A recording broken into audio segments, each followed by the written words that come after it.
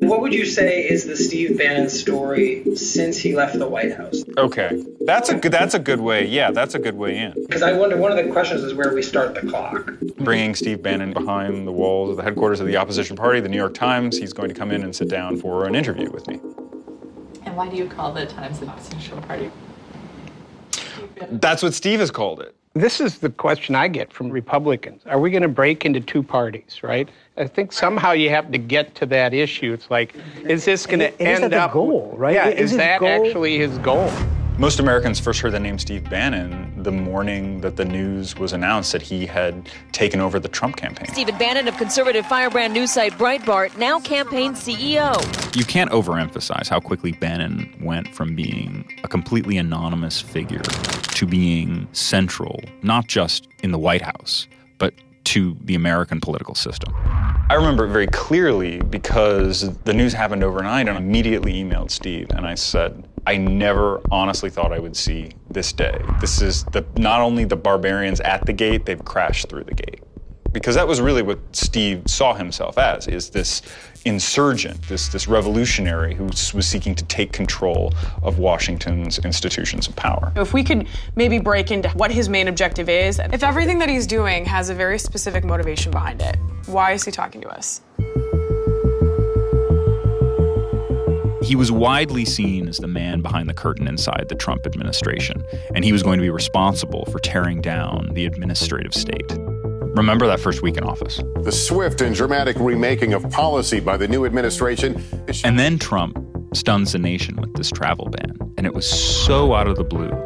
But behind the scenes, a lot of that was Steve Bannon. And then, after less than 8 months in the White House, Steve Bannon is out tonight as President Trump's chief strategist. Steve was pushed out.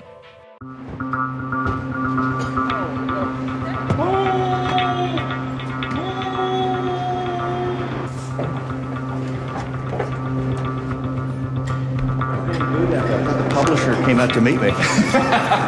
Can they open the gate over here for us? He returned to Breitbart and began building a shadow Republican Party.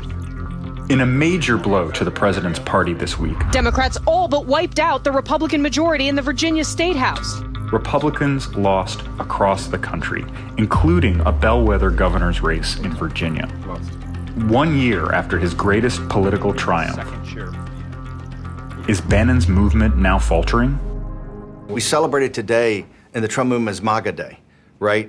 A high holy day. And we'll celebrate it like Bastille Day going forward. But a year later, the governor of Virginia lost. Now, it's a blue state and everything like that, but I keep telling people, every day is going to be a struggle. You're going to win some, you're going to lose some, but it's a process. It's a process. So the process now goes, why is Mitch McConnell? Because the Senate and Mitch McConnell have been the most outrageous in their lack of support of President Trump's agenda. So that's his greatest offense, is not supporting the president enough.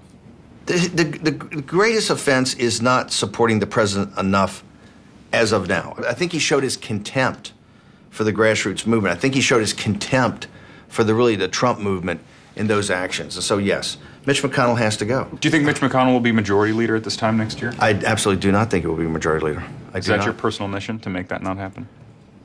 It's not my personal mission, but it is an objective that I have an objective that Mitch McConnell would not be majority leader, and I believe it will be done before this time next year. So I know you watched that Jeff Flake speech, and I wonder what you thought when you listened to him denounce the president and say, our children are watching.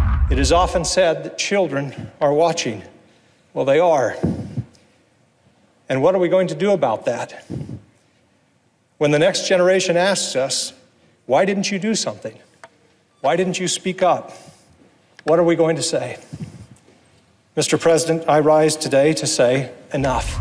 Give me a break. Flake was one of the guys that looked the other way and allowed this country to start to lose its sovereignty by unlimited illegal immigration, and particularly in the state of Arizona. And so when Jeff Flake gets high and mighty like that, and I see what Donald Trump has said and how he represents working class people and how he's trying to make their lives better, Jeff Flake is a total, incomplete phony, okay? Everything he says, everything he does. I have absolutely zero respect for him. There's too much talk and not enough action. That's why we have to change the system.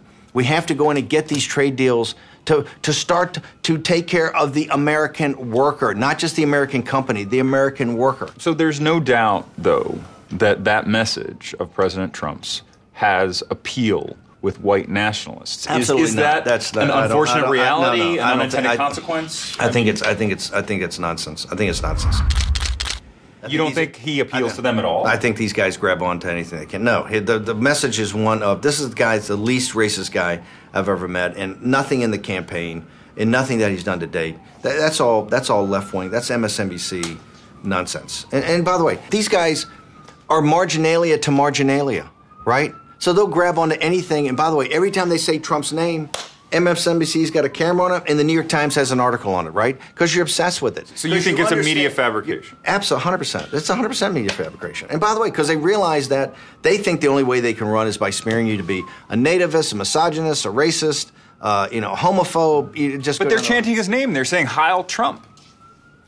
You can't help it. They're doing that because they know the mainstream media. As soon as if they sit around and do whatever they do, nobody covers them. Right? Because nobody cares, because they don't have any meaning or purpose, okay? They're so tiny and irrelevant. As soon as they try to start bringing in the president, all of a sudden the cameras are there, CNN's there, the New York Times, there's a front page story. They play the mainstream media to build it up, and it's irrelevant nonsense. It's just something that's going to have to be worked through. You see this in... Well, this all bubbled over, as you know, in the most, I think, detrimental way for the president in Charlottesville. Did he handle that right? I think the president handled it perfectly. He also said that some of those folks were very fine people. No. What he was trying to say, you guys are taking it out of context. There was two things that went on. There were peaceful protests of people that supported the monuments and people that thought the monuments should come down or be removed, okay? And then there's thugs that are there looking for a fight. And I have said from day one, when those neo-Nazis and neo-Confederates, when guys show up in helmets and with baseball bats, and Antifa shows up, Antifa being just as bad, when they show up, the cops should round those guys up, put them in the paddy wagon, and take them downtown. Because all they're there to do is cause chaos on both sides. The Russia investigation, it sounded earlier like you said... Oh, we're now going into fake news? You don't think Mitch McConnell should be allowing these investigations to proceed? Do you agree with the president? Is the Russia thing just a big hoax? Look, I think the collusion thing is, and I've said from day one, is a joke. I was there. We couldn't collude. We had a tough time colluding between the Trump campaign in Pennsylvania and the RNC, right? I mean, all of our stuff is a ground game. So I think look, have some marginal guys, and there were definitely some marginal people early on in the campaign. There was an island of misfit toys, right? Had some really good people. You can't staff a government. You needed the establishment. The campaign early on had some marginal guys, and you've seen them on TV. These guys have popped up. Manafort wasn't marginal, though.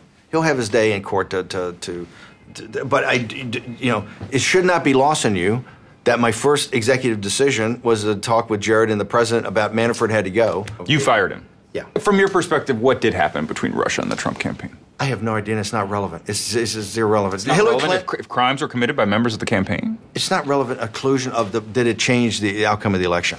If anybody had contact, look, first off, I'm a former naval officer that was on a destroyer whose mission was hunting Russian submarines. I know the Russians are bad guys, okay? I don't need to be told that.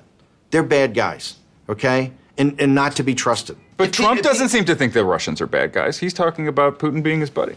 In life, you have to deal with not good guys, right? And you still have to make arrangements and relationships and treaties with them. Look, I'm a law and order guy. If they did something wrong, they should be prosecuted for it. My point's different. The media narrative's being different. It's not about guys. That's what they got. They're saying the election was turned by the Russian involvement. It's BS. But your time in the White House, look, I mean, you are somebody who articulates a very clear vision for where this country should be going and the policies we need to implement to get us there. If you could have, would you have stayed for all 4 years of president's Oh, my God, no. Not more than one. I never intended to leave. I knew that at the time that Reince going... You mean you never intended to stay? Never intended to stay. Why are you able to be more effective on the outside? Because I get my hands on my weapons. I mean, come on. I'm much more effective. I can meet with all the grassroots groups, and I can do everything I want. Remember, I've dedicated my life to build this populist nationalist movement, and it's just, for me, it's so much better. I mean, look, you're gonna have good days, you're gonna have bad days, right? You're gonna have Virginias, and you're gonna have November 8th of 2016, and you're gonna have Virginias. You're gonna have gray skies, you're gonna have blue skies. But I absolutely am convinced that we're on the right track.